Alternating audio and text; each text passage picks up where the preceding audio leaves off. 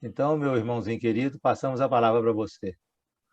Muito obrigado pelo convite, mas eu já impliquei, antes de falar, eu já impliquei, porque acho que vocês estão ficando realmente de primeira zero, porque eu já cansei de falar desse tema para todo mundo, já cansei de repetir sobre pai e mãe. Acho que vocês estão ficando assim, precisando repetir de ano em ano, porque os problemas de memória estão acontecendo. Vamos lá, o que a gente consegue falar de novo, o que a gente consegue fazer de reflexão. Primeiro, agradecer a Deus pela oportunidade, agradecer a vocês, né, pelo carinho da gente poder estar juntos, né, e espero que a gente esteja juntos presencialmente o mais rápido possível. Nós vamos tentar falar sobre esse papel da família na renovação da humanidade, nesse momento que a gente está vivendo, mas muito mais voltado às reflexões pessoais desse processo de renovação.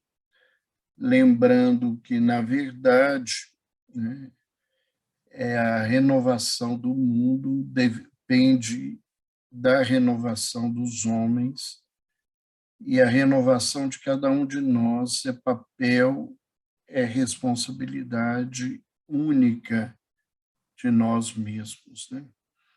Então, a família em si, ela tem uma ação social, mas ela só vai existir, só vai ser realidade se nós, enquanto individualidades, enquanto elementos dessa família, fizermos o nosso processo, a nossa caminhada. Então, quando a gente fala em família do ponto de vista doutrinário e espiritual, então a família biológica é aquela que é originária, né, dos relacionamentos de marido e mulher que vão construindo esse processo, né? E se a gente pensar, família ela só existe a partir do momento em que o casal, né, se propõe e recebe, tanto do ponto de vista biológico quanto do ponto de vista afetivo, um filho, para que essa estrutura se mantenha e se perpetue. E a família espiritual é a família que nós vamos construindo na nossa caminhada, e ela está relacionada diretamente com a nossa afetividade e com a nossa afinidade pelas pessoas. Nesse aprendizado da família biológica, nós vamos ver que nem sempre participam conosco de uma mesma família sanguínea criaturas que nós verdadeiramente tenhamos afinidade. Muitas vezes essas famílias elas são constituídas mais por uma necessidade expiatória do que por uma contingência afetiva que levaria essas pessoas a estarem reunidas, né?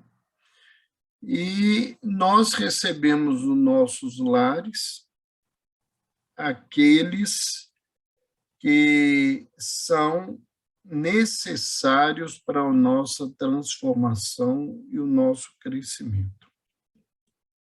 Então, é muito comum a gente desenvolver dentro da temática, uma abordagem em que as pessoas, né, na verdade, a gente está reunido com as pessoas que em outras vidas, essas pessoas se ligaram a gente, né? Mas nem sempre as nossas expiações precisam passar pelos nossos afetos ou desafetos do passado. Muitas vezes a gente tem como desafio em casa alguém à semelhança de criaturas que passaram em nossas vidas em outros momentos e que essas pessoas com as quais a gente tinha uma relação direta podem ter já reencarnado ou algumas até estarem distantes da vibração do orbe,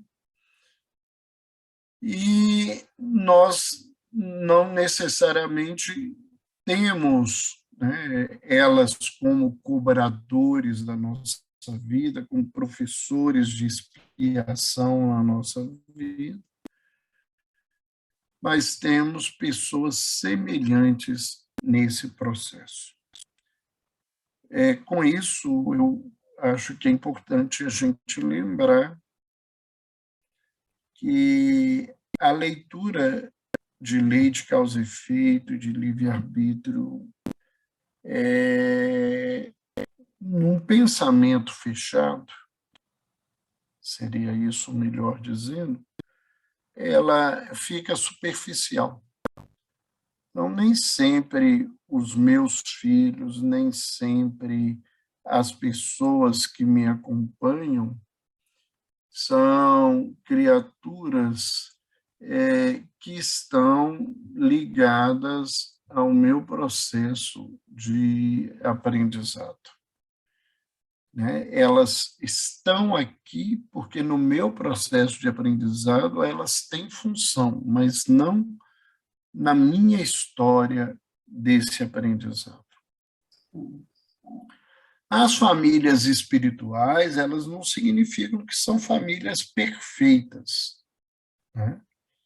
Elas são famílias onde nós convivemos com maior tranquilidade, às vezes com menores desafios, mas não deixam de convivermos, né, com criaturas que se tornam desafio, necessidade de aprendizado na vida.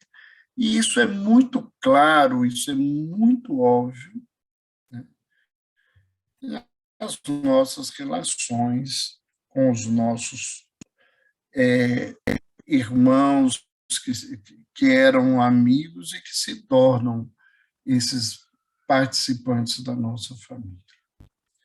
A causa da família na visão espírita, ela está diretamente ligada, né, à lei de progresso. Então, constituir família é ter uma ligação entre as criaturas que deem frutos, né, rebentos, filhos para essa família. Isso faz parte da lei do progresso.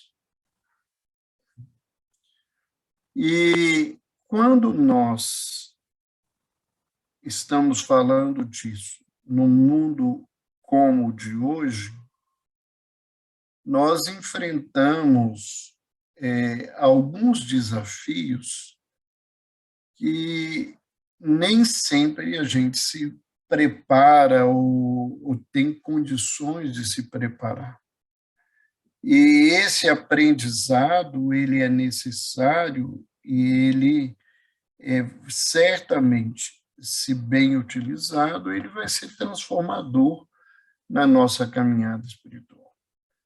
Porque a família moderna, ela já não segue a estrutura tradicional anterior, onde um homem se unia a uma mulher e constituía um processo, né, de casamento e depois da estruturação da família com a vinda dos filhos, né? Hoje nós temos aí os casais homoafetivos que adotam crianças e estruturam ou fugindo à lei brasileira, né? Eles alugam as chamadas barrigas, né, de aluguel, e essas mulheres têm os filhos para eles, filhos que têm carga genética desses pais ou dessas mães, que podem acontecer nessa situação da adoção também pelas mulheres por um filho quando elas não conseguem engravidar. E isso é um desafio para a gente. E talvez a primeira questão que se levanta é o que essas famílias podem causar, o que causam em termos de saúde mental, em termos de educação, em termos de ter um referencial no campo da sexualidade para os filhos que nascem dessas famílias homoafetivas. Pesquisas sérias, dirigidas pela Associação Americana de Pediatria, a Associação Americana de Psiquiatria Infantil e Psiquiatria de Adultos, mostram que, ao contrário do que as pessoas às vezes se referem, que os filhos de casais homoafetivos, eles necessariamente não se transformam em homossexuais, e nem sempre eles têm maiores problemas emocionais do que os filhos de casais heterossexuais. Então, essa situação, alguém poderia perguntar, mas por que esse tipo de família está crescendo e qual que é o objetivo disso?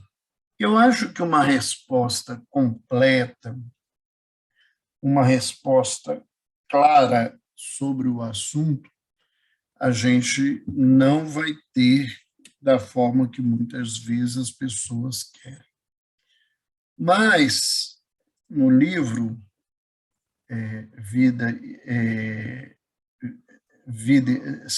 e Sexo, né, Emmanuel é claro em dizer, né, que a população de homoafetivos no mundo iria crescer, e lembrando que o livro foi escrito na década de 50 para a década de 60, e que isso aconteceria,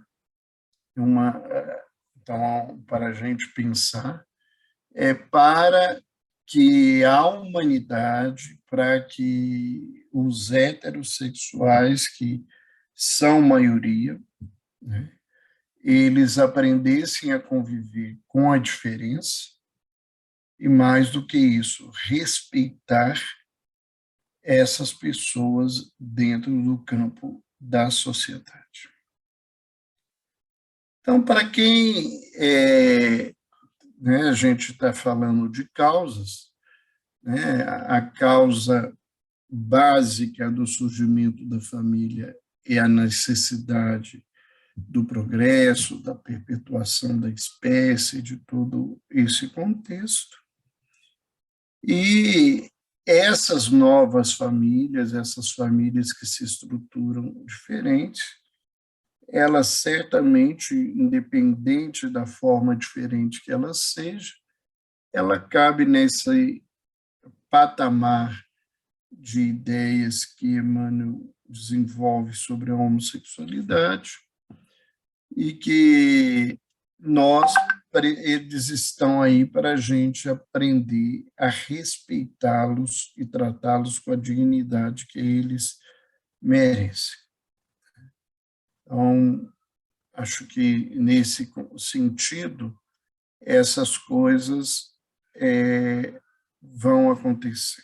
Ainda dentro dessa introdução, eu queria lembrar que tudo isso que está acontecendo na Terra, todos esses desafios, todos esses trâmites, do ponto de vista social, do ponto de vista familiar, do ponto de vista individual, eles têm um propósito. Pode ser, e certamente isso é uma realidade, que nós não consigamos compreender todo esse processo.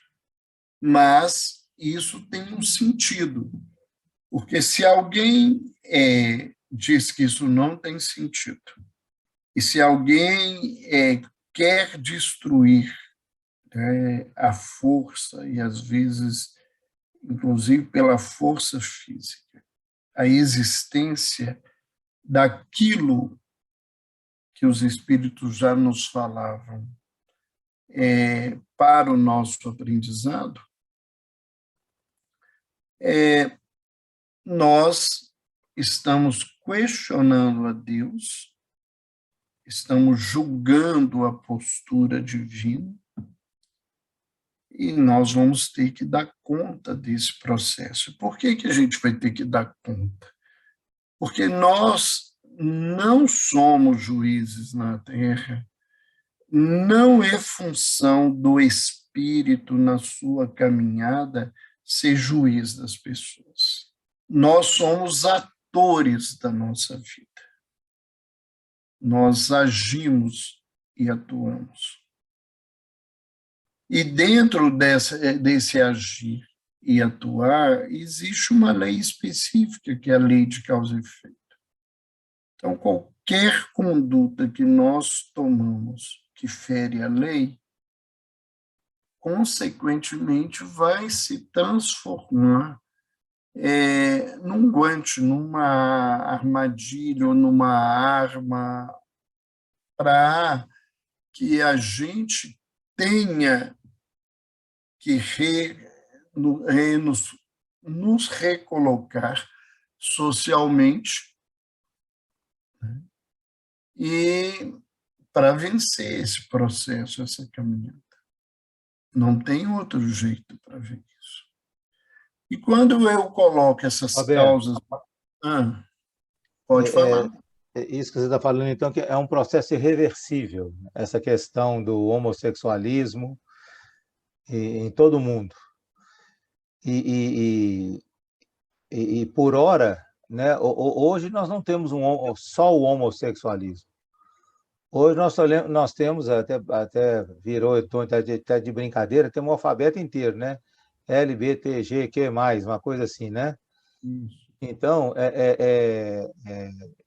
tirando o homossexualismo, é isso tudo, ou o homossexualismo não está lá porque a letra H não está lá, e isso ainda são distorções desse mundo de prova e expiação, entendeu? Que nós estamos vivendo. Mentira, nós estamos vivendo um mundo de expiação e prova. Eu prefiro as palavras de Santo Agostinho. É um mundo de expiação primeiro e prova depois. Então, então assim, isso ainda são as distorções desses espíritos de mundo de expiação e prova que geraram esse LBTGQ+, aí, e o homossexualismo vai ser uma coisa que vai caminhar junto conosco aí depois para frente. Ou então um dia vai acontecer, é claro que, né, pelo menos no meu entender, né? Deus criou homem e mulher, e homem e mulher os criou. Então, vai acabar essa confusão, os espíritos vão retornar à raiz, não quero usar a palavra normalidade aqui, né? Vai retornar à raiz e vai voltar a macho e fêmea, homem e mulher, né? E outra pergunta, é que lá para trás um pouquinho você falou da família, né? Que nem sempre os filhos fazem parte da minha vida, mas só para alguns detalhes, não para tudo no meu processo de evolução, né? Mas eu sempre achei que a família, não só a família, mas todos os envolvidos que vão chegando, nós estamos como se fosse assim num balaio, né? E que a gente vai reencarnando, reencarna, cai no outro balaio da reencarnação, todo mundo junto, até que todos nós vamos, cada um por si só, vai conseguindo sair desse balaio pelo processo da evolução e vai seguindo, enquanto os outros depois vão chegando. E aí, à medida que sai, nós vamos caindo em outro balaio maior e tudo. Uma visão, assim, só para entender. Entendeu o que eu estou falando? A Entendi. família, como se eu estivesse, Ana, os meninos, estamos aí caminhando há muitos séculos aí juntos, e daqui para frente não sei mais quantos séculos nós vamos ter, até que cada um tome seu rumo e vá se acertar com outros espíritos que nós nos tivemos questões em outras vidas aí para trás, né? Eu acho que essas abordagens elas ficam muito no superficial. Eu sei que muito expositor que te escutasse, ele concordaria aí com essa leitura sua que você estava com a Ana e aí estava com o Pedro, com o Lucas e agora com as suas noras, com o seu neto, todo esse processo com as suas famílias biológicas nesse contexto, né? Mas eu acho que nós temos uma pobreza de conhecimento da lei de reencarnação. O que eu vejo e sinto é que isso é uma visão minha e ela pode estar totalmente errada. Tem muita gente aí com tantos anos de estudo quanto nós mesmos aqui no grupo. Dentro desse contexto, eu acho que a gente empobrece a leitura, porque é como se a gente não reencarna para encontrar alguém. A gente reencarna para melhorar a nós mesmos.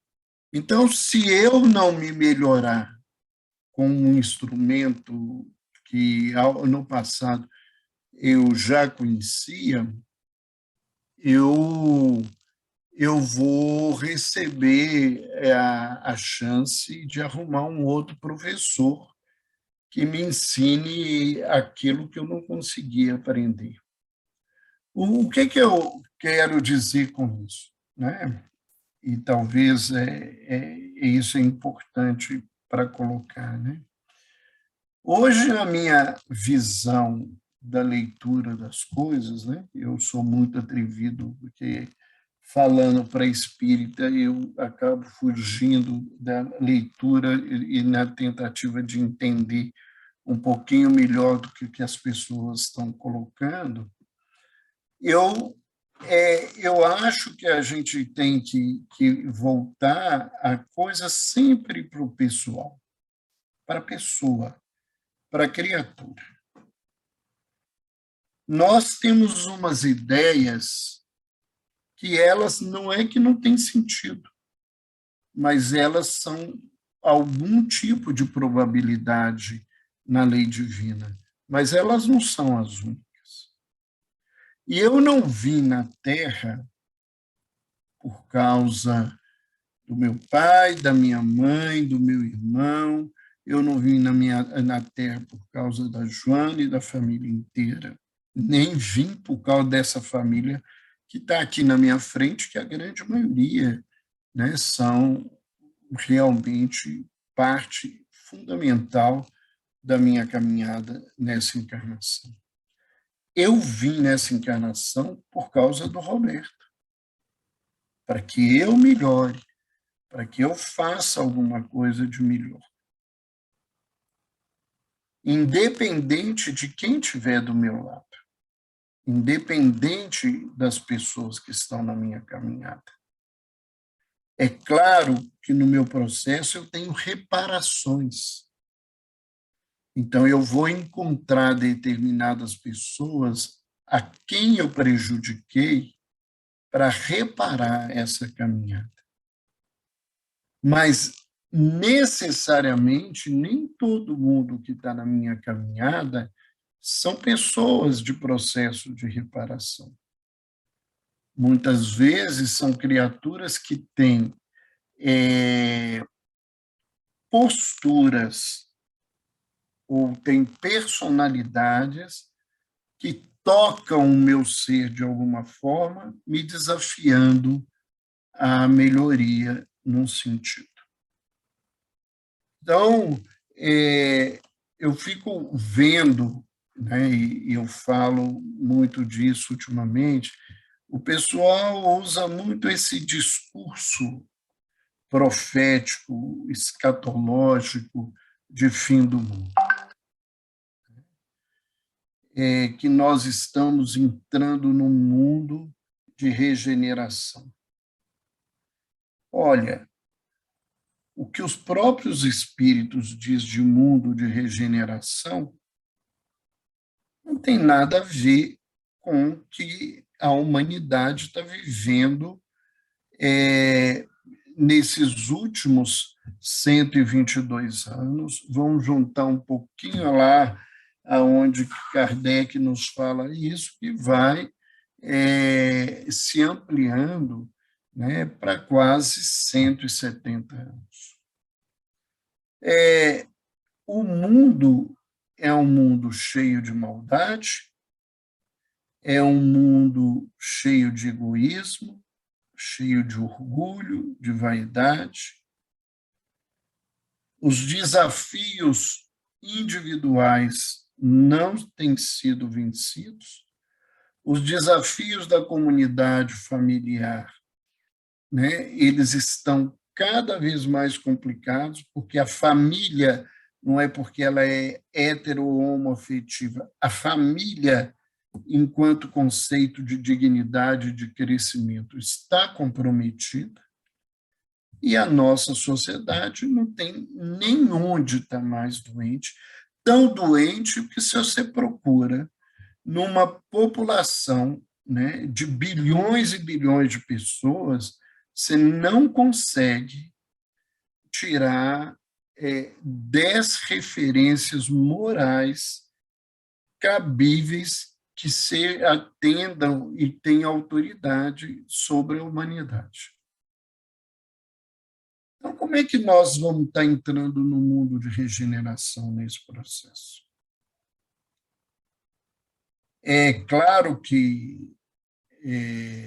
um Bezerra de Menezes, e a própria história, o Chico contando o que aconteceu em 1950, né, lá no 11 de abril de 1950, ele coloca claramente, é colocado claramente que esse indivíduo, ele foi, né, concitado a ir para o mundo de regeneração. Mas ele não quis. Ele preferiu cuidar, né, das pessoas que ele achou que ele precisava cuidar aqui. E nós temos aí tantos outros, né, um Gandhi, um Chico, uma Madre Teresa de Calcutá, uma Irmã Dulce, e vários outras criaturas que passaram aí nesses últimos 170 anos, que teriam um cabedal moral, porque a mudança é moral, porque intelectual está cheio de gente intelectual. Mas, sem ofensa e crítica, você vai falar quais são as pessoas intelectualmente mais destacadas nesse contexto desses 120 anos. Você vai pegar duas pessoas sem precisar caminhar com outras, que é Freud e que é Albert Einstein, que a história deles familiar, a história deles de vida, não é contexto para um mundo de regeneração. Um contexto de aprendizado, de transformação, que exige muita caminhada dessas pessoas.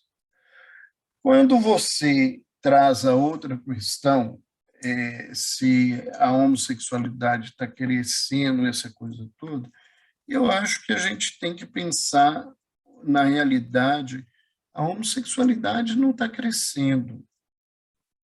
O que a sociedade começou a conviver foram com mudanças estruturais, onde isto que acontecia e que era reprimido, ou que era destinado a matar as pessoas para esconder que isso existia, não está sendo mais possível da maneira como era feita. Então, levantar que a homossexualidade é uma coisa, né, anormal. Primeiro, eu, como médico, se eu falar uma coisa dessa, eu posso ser processado, né? Porque não é doença mais. Né? Uma vivência, uma experiência da pessoa. E, enquanto estudioso, isso é uma realidade da humanidade. O que se está abrindo espaço é para um outro tipo de vivência, segundo a própria profecia, se a gente pode usar isso, eu não gosto muito dessa palavra mais, porque ela está sendo tão mal usada, e falar das coisas que o Chico previu é muito perigoso que o povo... Agora, o Chico é palpiteiro até na guerra da Ucrânia. O povo pega a frase e transforma no que quer. Infelizmente, é isso que está fazendo. Mas está escrito no livro Vida e Sexo que isso ia acontecer, para a gente poder aprender a conviver com a diferença e aprender a entender que, diante da diferença, o exercício do cristão é do acolhimento e do respeito. Então, eu acho que é nesse sentido, nesse contexto. Eu falei demais e parece que o Salomão tinha levantado a mão. Se ele não desistiu, porque a mão dele deve estar cansada, pode abrir aí que a gente conversa sobre isso. De jeito nenhum, Roberto. Seu esclarecimento foi fantástico. É isso aí. Só assim, eu gostaria de falar duas coisas, né? Porque você falou, vocês estão cansados de meu dia. Eu falei, Roberto, esse ano fazem 40 anos que eu estou te ouvindo. Só que, o que acontece, né? Eu não sou mais aquele jovem, nem você era aquele expositor. Então, nós já estamos em outro lugar, nós já tivemos a nossa família. Então, hoje, você tem muito mais propriedade para falar do que você está falando, do que eu acredito, desculpa, eu vou ser sincero, né? Do que naquela época. Hoje você está brigando, vamos dizer assim. O que eu queria dizer aqui, Roberto, é o seguinte, baseado nisso, um pouquinho do que o Alexandre falou, e a respeito das nossas famílias, de tudo que está acontecendo no mundo. Aí a minha pergunta é assim, será que se nossos olhos fossem melhores, o mundo não seria melhor? Eu acho que isso é fundamental. Eu acho que esse é o desafio maior desse processo todo que nós estamos, né? E com as leituras que a gente possa ou não fazer. Porque eu entendo a fala do Shed, mas eu vejo uma coisa assim, né? A gente, por exemplo, está falando de coisas que são da sua área, né? Seria uma estatística, que não tem nada a ver com nada. É normal. O que é normal? Normal é alguma coisa boa? Se o normal é uma coisa boa, né? Há aproximadamente 2.000 anos, um monte de gente resolveu seguir uma coisa que, pela quantidade que era, devia ser a pior coisa do mundo, porque ele era único e chamava Jesus. Porque o normal da sociedade dele não cabia no lugar. Jesus, quando ele nos fala que ele vai morrer, que ele vai ser entregue, não é só pela questão do martírio, da coisa que a gente mesmo, né? Vamos falar que nós fazemos parte desse contexto histórico, fomos construindo para transformar Jesus num mito, Jesus num Deus, Jesus numa coisa que ele não queria isso. Ele queria que a gente entendesse que o humano pode fazer muito mais do que o humano quer fazer. Então, nesse sentido, muita coisa que a gente fala que é normal, a gente tem que repensar, né? E nós tivemos que repensar muita coisa. Nós estamos aqui num grupo de adultos, né? A gente, hoje, não tem jeito de mudar se isso é bom ou ruim, que tem que ser para cada pessoa, a gente tem que mudar. Antigamente, ai de nós falar que íamos dormir no quarto da namorada, na casa da namorada, ou vice-versa na história. Hoje, a gente se vê envolvido num lugar que nas nossas casas essas coisas acontecem, porque não tem outro jeito de lidar. Você vai fingir, vai ser falso, hipócrita nessa história. Onde você vai caminhar nesse processo? Se isso é melhor ou pior, é melhor ou pior para cada indivíduo, porque para uns pode ser e para outros não pode ser. E eu não acho que a família se destruiu por causa disso. Eu acho que a família vem se complicando dentro da sociedade porque nós, criaturas, não somos éticos. Essa é a verdade. E essa é a dificuldade da gente conviver. Nós não somos criaturas éticas. A nossa posição ela é extremamente complexa em todo esse processo de aprendizado que nós estamos aqui. Então, isso é que eu penso. Sebastião, pode falar.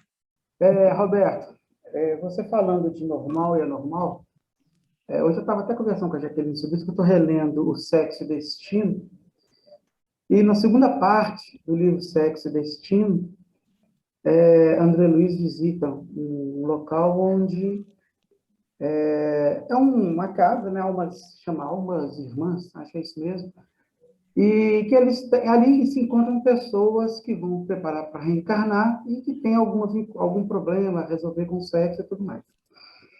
E o instrutor desse local, ele vai o tempo todo, toda vez que ele fala em anormal, ele fala o que é padronizado como anormal, né? Então, ele está querendo dizer o seguinte, que o que é normal, nós é que dizemos, nós é que padronizamos.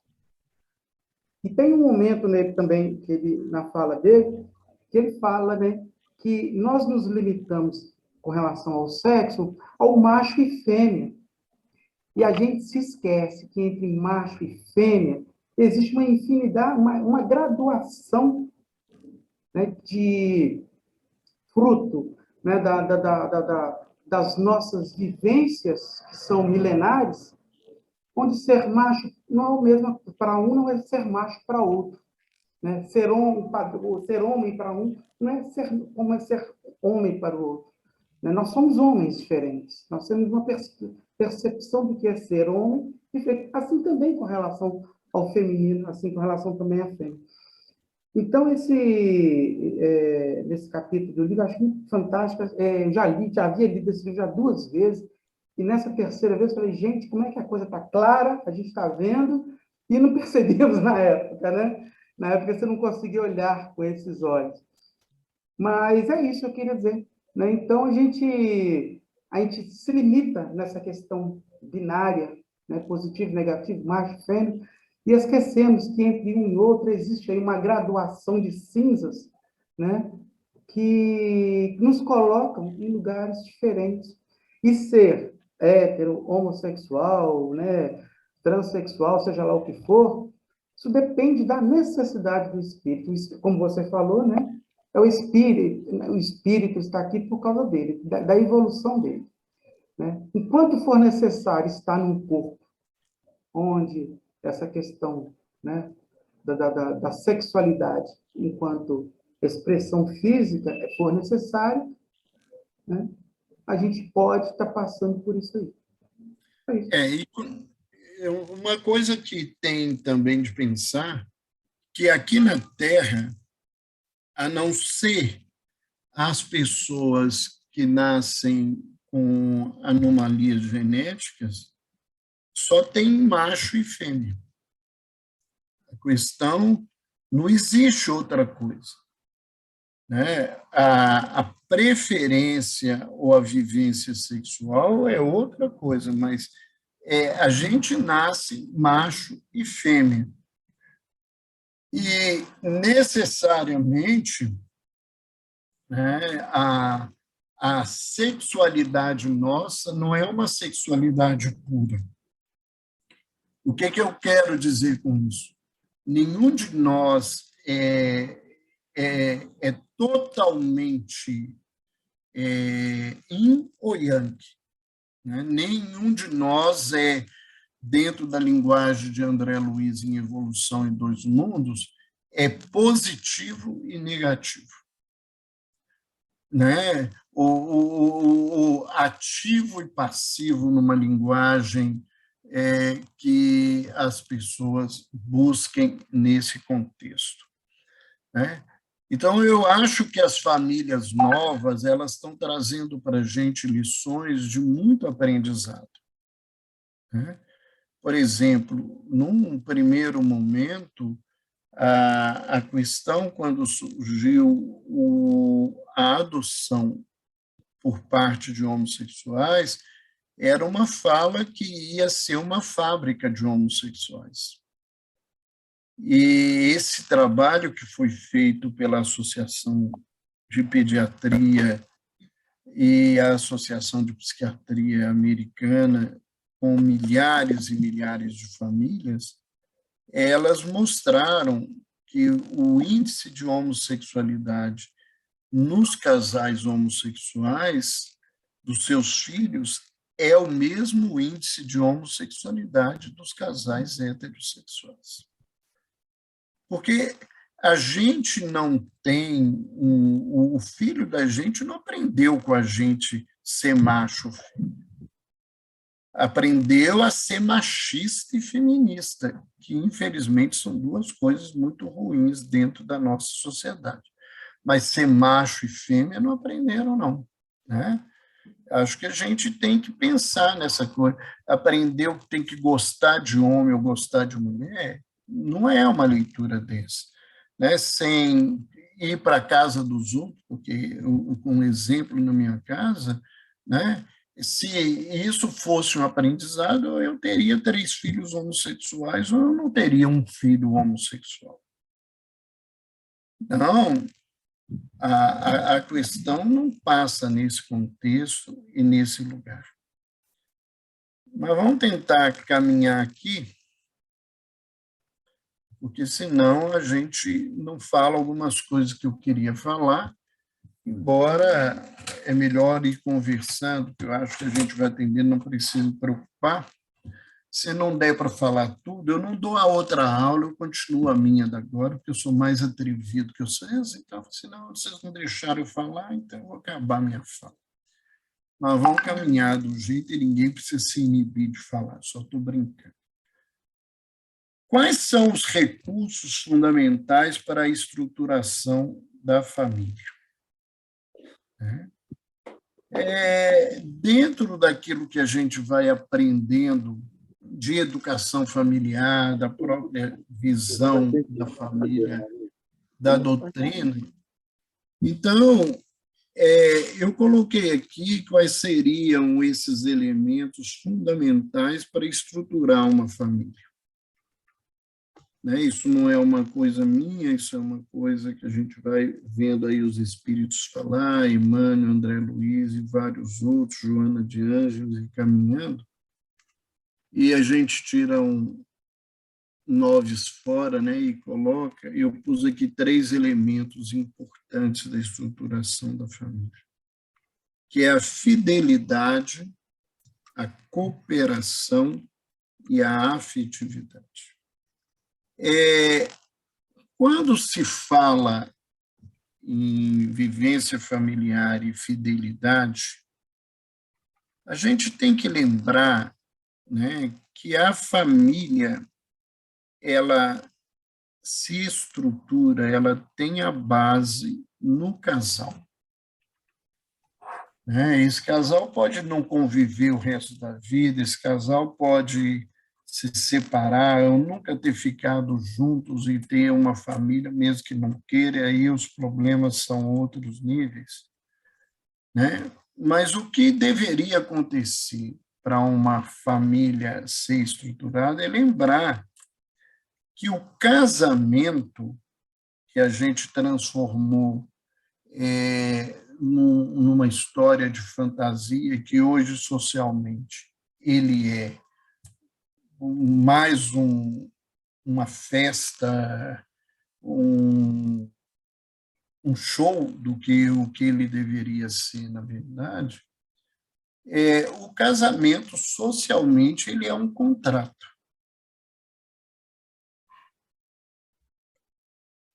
Por que os casamentos são tão complicados?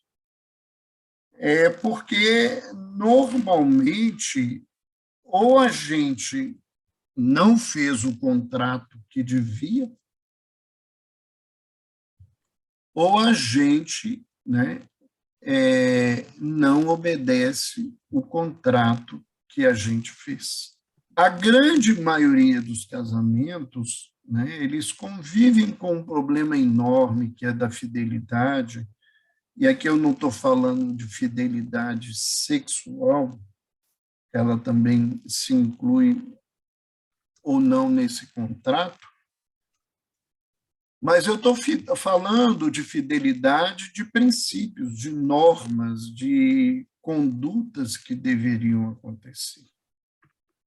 E muitas vezes o casamento perde as bases e começa a se desestruturar, e ele, às vezes, até se transforma só numa aparência, ele não é mais um casamento, ele é alguma coisa para o mundo ver, mas, na verdade, ele não existe.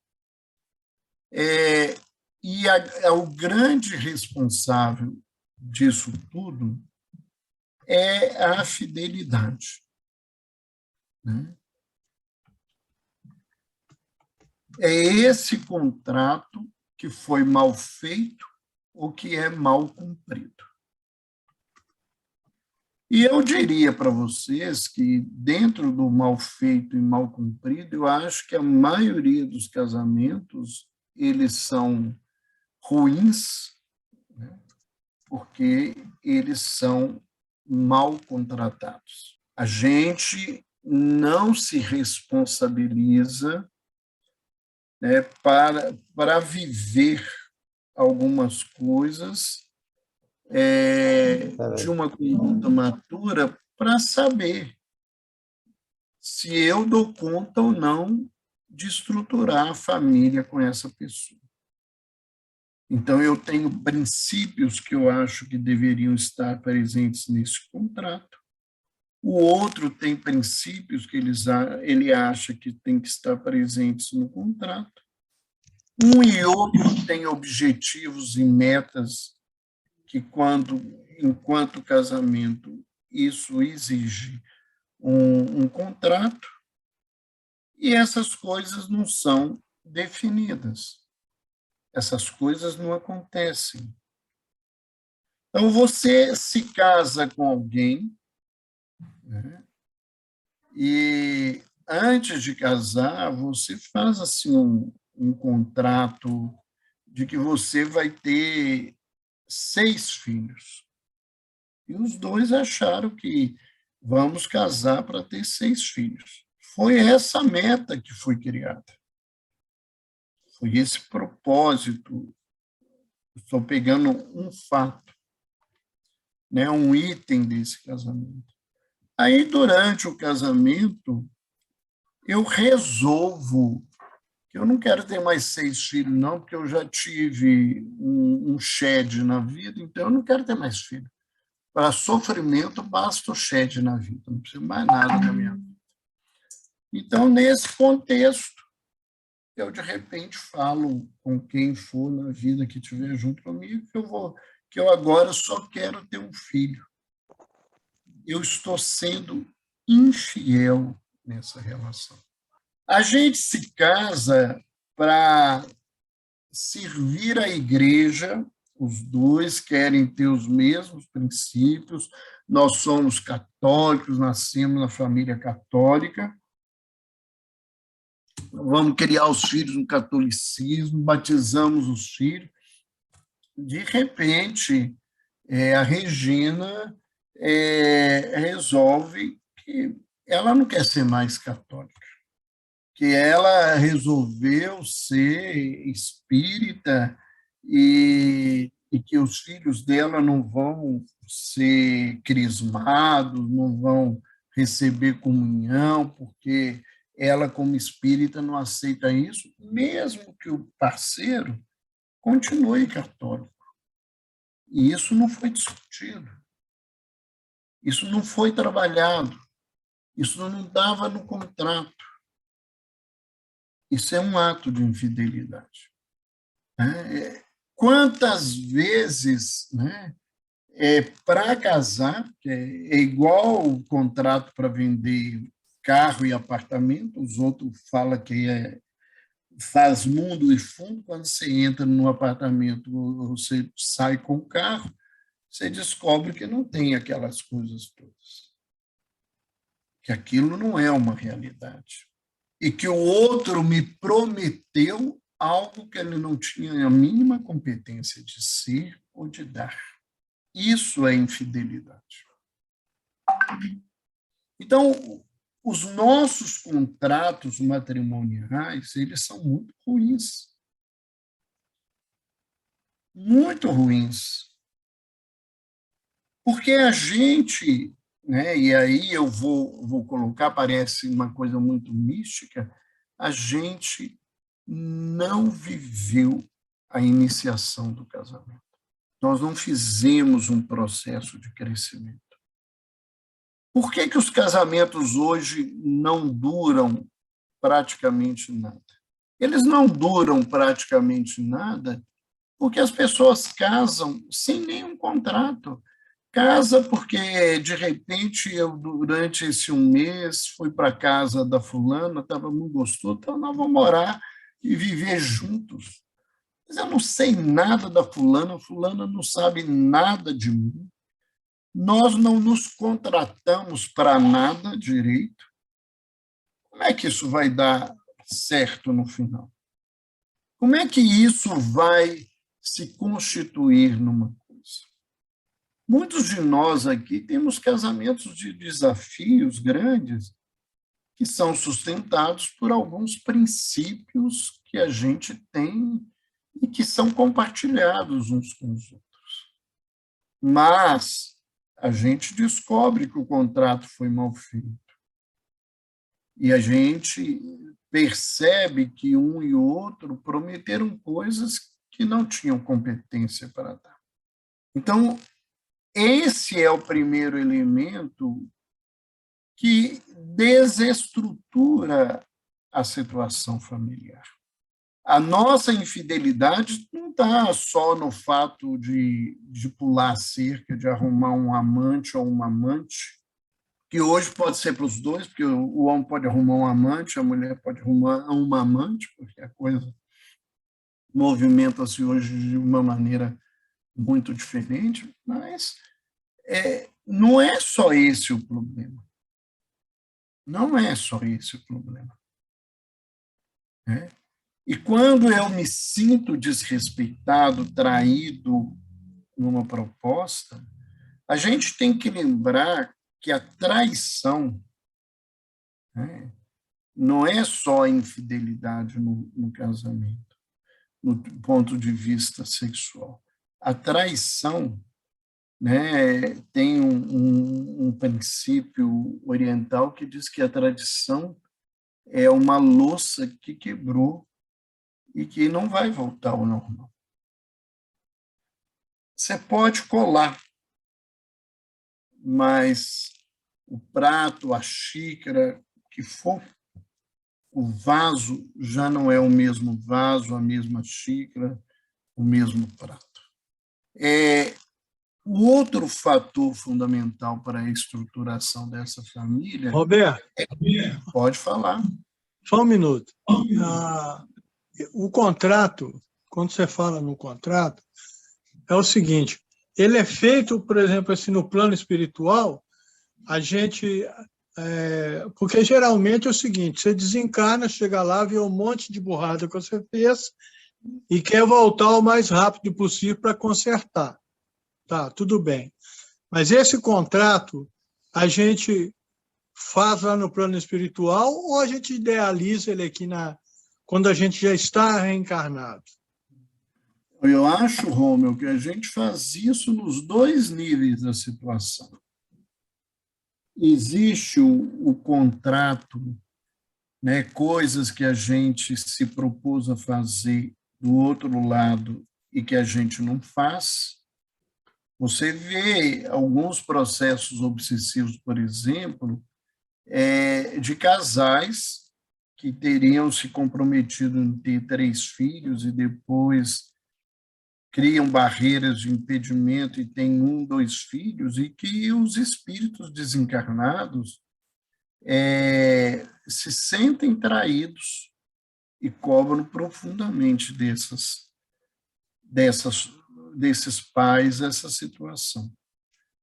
Mas eu levanto para a gente pensar, Rômulo, que a gente tem muita coisa aqui na vida, do lado de cá, que a gente deveria ter feito um contrato melhor, Quem já me ouviu falar, e vocês já me ouviram falar, como diz o Sebastião, que a maioria já me ouviu pelo menos há uns 30 anos, 40 não tem muito não, porque ele exagerou que eu não tenho nem 32 anos de idade, mas uns 30 dá para caminhar nessa história. Mas quem me ouviu há 40 anos atrás, ouve sempre, eu falo que os problemas do casamento começam na síndrome da pasta de dente e na síndrome da toalha molhada.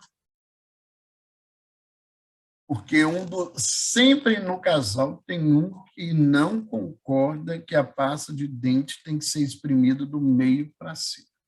Tem que ser de baixo para cima. E tem sempre alguém do casamento que odeia toalha molhada, que a hora de dormir o colchão está úmido.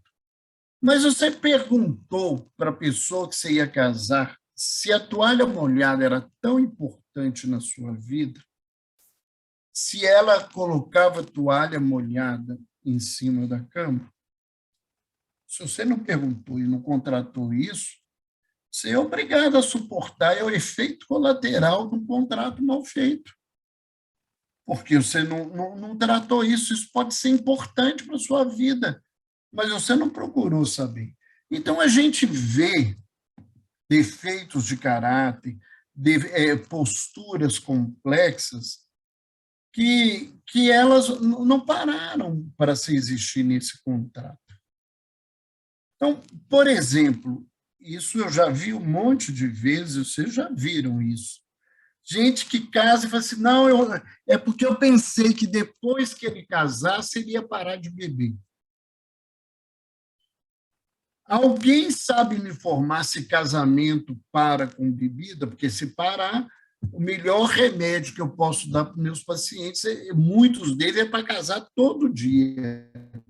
Se der os 6 meses de prazo para outro casamento, eles vão entrar em dependência novamente. Não existe isso. Isso é uma fantasia, é uma ilusão que eu entrei dentro do casamento. É a própria ilusão da história do conto de fada. Que eu vou casar com uma gata borralheira que vai virar princesa, que eu vou casar com um sapo que vai virar príncipe. Normalmente, no dia a dia, o que acontece é o contrário. Porque, à medida que eu conheço, eu vou vendo mais dificuldades, mais desafios, mas também tem possibilidade de ver ganhos e coisas boas na pessoa. Mas eu só estou colocando aqui para a gente pensar que ou a gente não fez esse contrato aqui, ou às vezes a gente fez um contrato tão fuleiro que a gente não viu. E o contrato da vida passada é meio parecido com o contrato de BNH. Aqui todo mundo conhece BNH. Os meninos, filhos nossos, não sabem nem o que é isso, mas nós todos conhecemos. A Ana conhece melhor do que nós, trabalhou lá com aquele povo.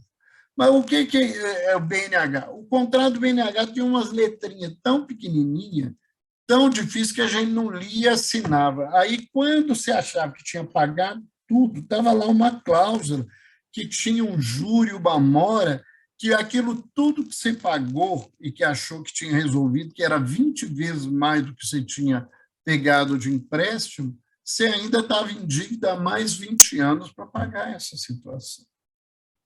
Por quê? Porque eu não pensei nesse contrato. Eu não parei para fazer esse processo. Né? Esse é um contexto realmente muito complicado e desafiador da estruturação da família. Por outro lado... Roberto, só para terminar, é o seguinte, porque quando você cita aí o caso que é simples e notório, que é o da pasta de dente da toalha, né? O que ocorre a maioria das vezes é porque não se respeita a vontade nem de um e nem de outro, entendeu? O que eu quero dizer é o seguinte, se eu gosto de apertar a pasta de dente pelo final, então, por exemplo, se a outra pessoa se irrita porque eu aperto pelo final, então não há um respeito mútuo. É lógico que eu vou largar a toalha molhada, ela vai detonando o colchão lá, uma hora eu vou ter que comprar um outro. Né? Quando a pessoa fala o tempo todo, olha a toalha molhada, olha a toalha molhada. Então, assim, falta o respeito com as coisas que você realiza. A pessoa, a gente não consegue assimilar o que o outro faz, porque somos criados diferentes, assim, cada um num lar, de uma outra forma, e se encontra, né? E vamos viver ali, entendeu? E vamos passar ali. Às vezes eu tinha o hábito na minha casa lá, porque a minha mamãe passava lá e pegava a toalha. Hoje eu já não tenho mais, eu tô no outro lar, né? Ela não vai pegar. Então, assim, eu sinto muito a questão do respeito mútuo. Entendeu? Mas tem uma outra coisa, Rômulo. Isso aí, você está coberto de verdade, e a sua lógica é muito boa, mas tem coisas, e aproveitando aí para pensar na coisa, por exemplo, eu vou colocar uma coisa aqui para mim, e eu estou colocando uma coisa bem pequena, mas que é uma realidade.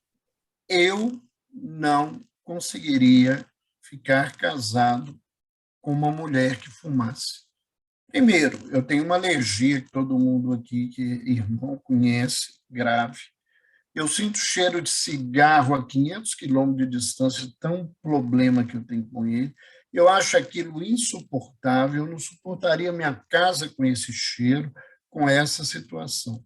Então, a primeira coisa que eu tenho que fazer é, se a mulher que eu vou casar, ela fuma, e isso, para mim, é imperdoável no sentido da minha vida para viver, eu não posso casar com uma pessoa dessa, porque eu não posso obrigá-la a parar de fumar porque eu não gosto. E tem gente que acha assim, não, quando casar, eu vou mostrar para ela que isso é bom para a saúde. Aí ela não muda, você ainda briga com ela, que ela fede a casa, suja a casa, faz isso aqui. Você aceitou um contrato que não tinha essa cláusula no contrato. Então, aquilo que para a gente é algo imprescindível, isso tem que estar claro nas relações, porque senão é isso que complica a relação e o cumprimento da relação. Mas eu entendo o que você colocou e concordo com isso. A gente precisa respeitar a diferença, as coisas que as pessoas fazem, entender, em vez de reclamar, resolver a coisa, né? Porque quando eu reclamo, eu perco a energia da coisa que eu podia até fazer e mudar. Mas vamos caminhar só um pouquinho, que nós estamos quase no finalzinho nosso, pelo menos para a gente, se a gente não acabar aqui, a gente continua no sábado conversando e eu vou caminhando um pouquinho com a questão do valor da família em termos de pai e mãe, a gente vai organizando, mas acho que muito mais do que a gente atender o programa do grupo, né? Talvez em outro lugar eu não poderia falar isso, é que a gente possa atender aos nossos anseios. Nós somos muito antigos dentro do estudo da doutrina, cada um de nós tem uma contribuição e uma contribuição importante, e as nossas discussões, as nossas reflexões, elas são muito mais educativas para nós do que ficar ouvindo alguém fazer um estudo teórico, doutrinário para a cabeça da gente. Então, a segunda coisa é a cooperação, né? Porque um lar, uma família, ela tem que produzir a nível físico, produzir a nível emocional e produzir a nível espiritual. E esse processo, ele não deveria nunca ser pensado em ser colocado nas costas de uma só pessoa. É um processo de cooperação, e a palavra é muito claro, é de operar com o outro, né? Da mesma forma que a fidelidade, né, ela vem, né, de fiar, né? O fiel é aquele que ele tem, né, um percurso do fio dele, que ele vai seguir esse percurso no lugar dele. A cooperação, né, é esse lugar em que a gente tem que aprender a entender que todo mundo dentro de uma família, dentro de uma casa, tem que cooperar. Isso não significa que todo mundo tem que fazer as mesmas coisas, e isso também não significa que tem pessoas que não vão fazer mais e outras que vão certamente fazer menos. Mas tem que ter um processo de cooperação. O que essa cooperação envolve, né? Ela envolve, primeiro, o entendimento das funções do lar. E isso é diferente do processo da nossa cultura machista. Porque a nossa cultura, né, ela define as coisas pelos papéis, né, definindo que as coisas têm um papel certo, né? Tanto isso é claro, né, que quando a ministra lá, que eu não sei nem de que é, porque ela me desagrada tanto, e quem me conhece sabe que eu vou esquecendo, não sei nem que função ela tenha, a tal da Damares, né, quando ela diz que meninos vestem azul e mulheres, as meninas vestem rosa, definindo papéis fechados que o judaísmo trouxe e que a cultura machista na qual o cristianismo foi crescido e foi desenvolvido interessava de colocar papéis fechados, né, sendo os papéis melhores para o homem e os papéis mais desafiadores para as mulheres. Todo esse contexto ele tem que ser revisto, porque os papéis não são papéis das pessoas no sentido que mulher é só a mulher que cozinha, é só a mulher que lava roupa, é só o homem que trabalha fora de casa, até porque a sociedade nossa hoje não cabe mais isso. Mas isso ainda é cobrado. E muitos jovens entram para o casamento sabendo que essas coisas vão ser cobradas e sofrem profundamente porque percebem que esse processo de cooperação ele tem que existir.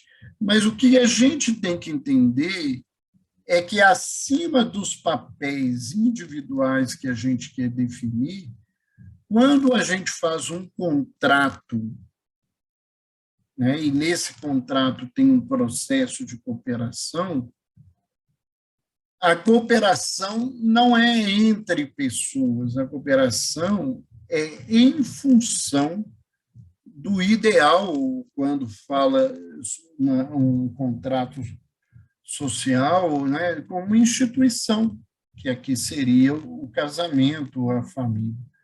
Então, os papéis, eles têm que serem exercidos. Quem vai exercer, né, é um aprendizado de cooperação, onde todo mundo teria que participar, onde todo mundo teria que oferecer-se, porque o ideal é a família, o ideal não é o marido, o ideal não é a mulher, o ideal não são os filhos, não são os avós, não. O ideal é essa estrutura que, do ponto de vista de evolução, ela é maior do que eu. Porque nela é que eu vou desenvolver as minhas virtudes e vou me transformar num homem de bem. Isso não tira o valor da individualidade. Não é esse o contexto, não é esse o processo. Isso define que dentro de uma estrutura que tem que produzir, a gente tem que exercer o papel que se precisa na hora.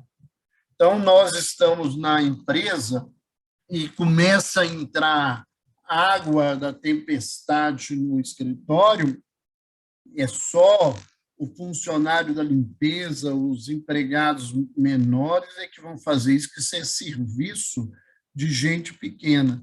Não, eu estou ali dentro e eu preciso preservar aquele material, por mais alto que seja o meu cargo, a minha função naquele momento é exercer o papel de socorro à estrutura que está ali correndo risco.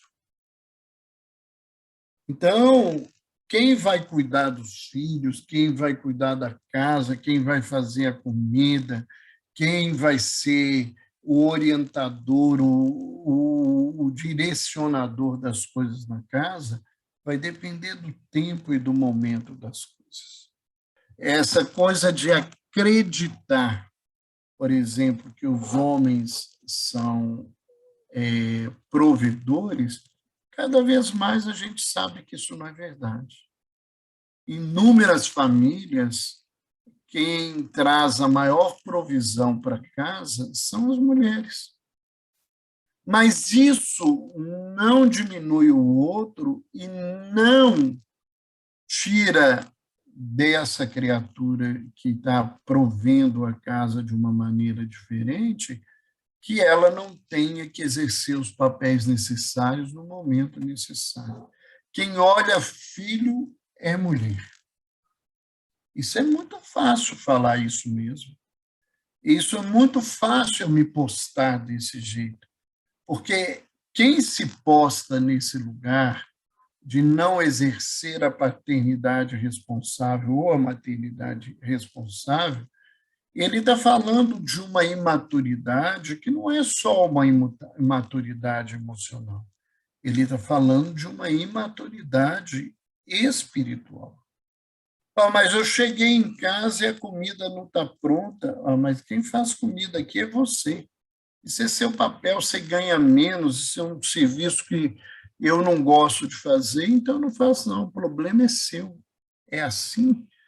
Isso é que é cooperação. A gente tem que dividir os bônus, mas tem que dividir os ônus do processo. Numa cooperativa, é isso que acontece. Se ela tem lucros, há uma divisão de lucros. Que ela tem prejuízo, há uma divisão dos prejuízos. Porque os cooperados do processo desse contrato, eles têm que exercer as suas funções. E qualquer resultado ruim não é porque eu fiz e o outro não fiz. Quem não deu resultado bom foi a totalidade. Então, nós temos que ver esse contexto da cooperação como um processo de fundamental dentro do casamento. Alguma pergunta? Nós temos aqui, acho que uns 3 minutinhos, não vai dar para falar sobre afetividade. A gente continua na próxima bate-aula, no bate-canal, no mesmo bate-horário, mas alguém gostaria de fazer alguma colocação ou levantar alguma questão aí que não foi levantada ainda?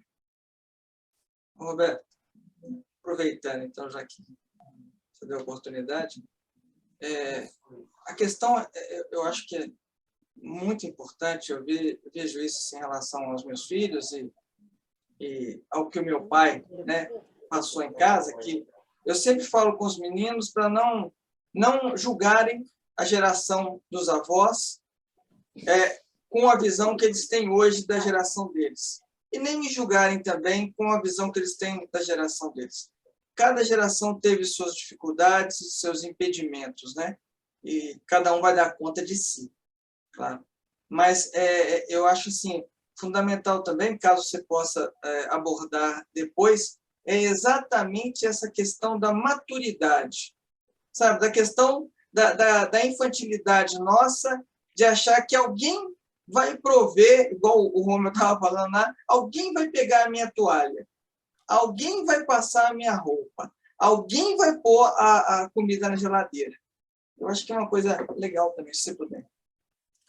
Nós vamos falar disso e tem uma coisa ainda mais complicada, né? Alguém vai apagar a luz da casa, alguém vai fechar a torneira direito, porque tem coisas que não é só por causa do dinheiro, não. Né? É a falta de economia, de ideal social que a gente tem. Porque quando fica um monte de luz acesa, nós estamos gastando a energia do planeta. Né? Não é só da família, não é porque eu vou pagar caro, não. Hoje a gente tem que lembrar que nós temos que aprender a raciocinar hoje, Salomão, com uma ideia de racionamento. Não é numa visão negativa, é numa visão que tem tanta gente e que, para que todo mundo pudesse ter o mínimo, as pessoas teriam que racionalizar aquilo que elas usam. O Hélio queria perguntar, vai ficar aí a última pergunta, senão... Na verdade, não é o Hélio, não, é a Sandra. E aí, ó, o Hélio não manda em nada, tá vendo? Quem manda é isso aí, ó. Quem manda é a dona, tá vendo? Não, ele manda, só que ele esconde. Ele manda só escondidinho. Aí todo mundo fica achando que ele é bonzinho. Ninguém viu. Eu falo assim, você dorme com ele? Vocês comem com ele? Acorda com ele?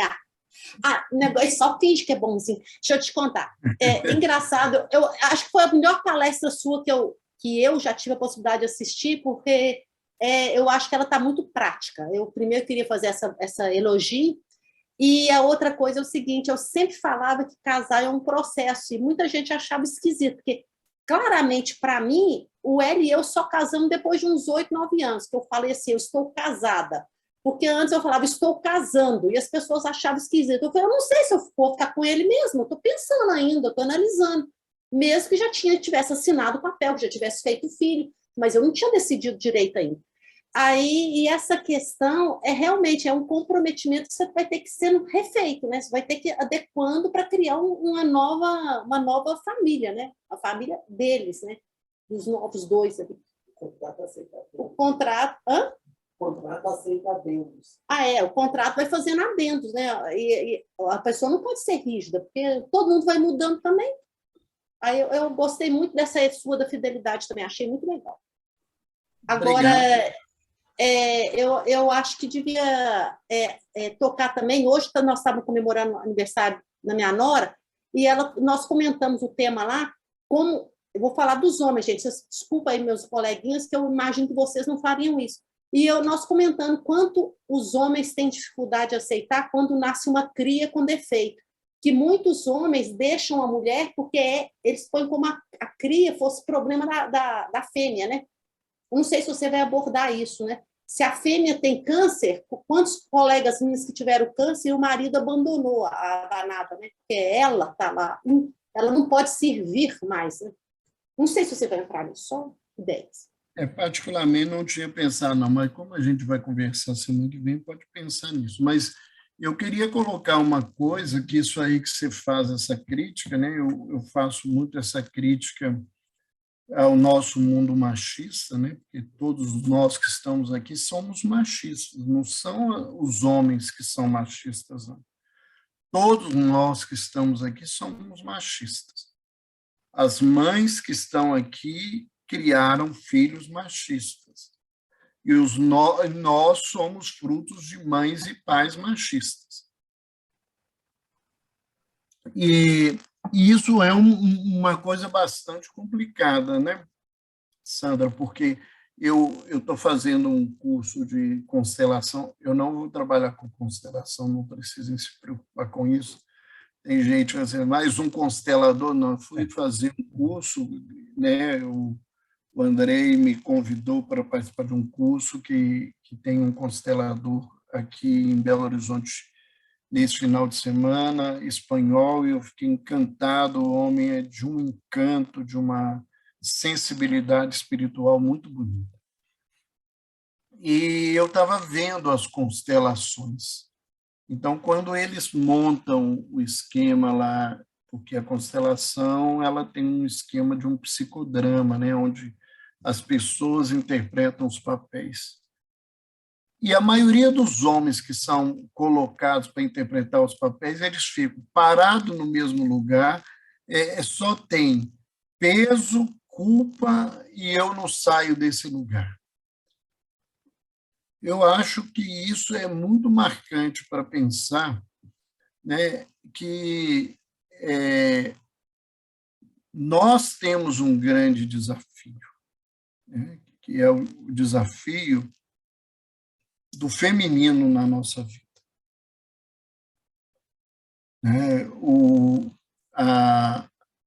A gente não dá conta, então, a imaturidade dos homens ela é um condicional dessa cultura machista. Primeiro, que quem é forte não é homem, quem é forte é mulher, porque na nossa cultura quem dá conta e tem coragem, enfrenta medo é mulher. Raros homens que têm coragem, a maioria dos homens são valentes. Bate, dá soco, dá tiro, né? Nós somos tão valentes que a gente fica liberando arma, porque a arma é a solução da força. né? Porque a gente não tem força nenhuma dentro da gente, então a gente precisa de revólver, precisa de rifle, de faca, como se essas coisas mostrassem força. Isso só mostra violência social. Então, nesse contexto, o que a gente vê, né? A gente é muito imaturo. Esse lugar é a mulher que é responsável pelo filho que nasceu deficiente, a mulher que é culpada porque os filhos não foram bem educados, né? Aonde que a gente participou disso? A função não é de um pai ou de uma mãe, a função é do casal.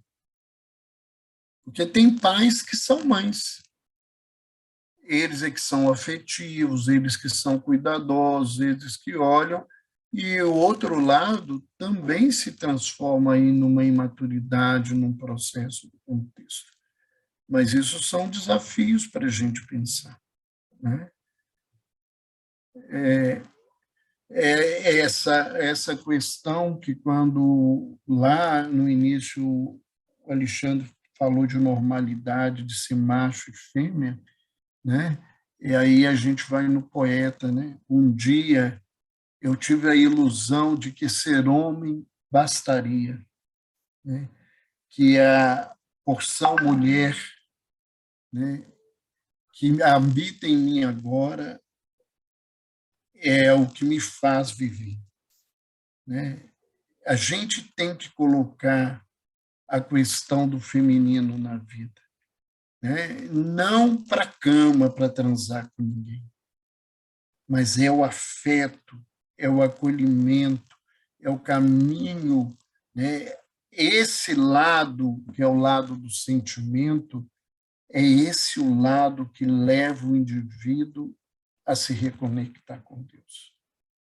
Enquanto eu for racional, enquanto eu estiver nesse caminho, né, do lado de fora, sem levar as coisas para dentro, sem transformar, né, não é a questão da mulher corpo, mas da mulher alma, né?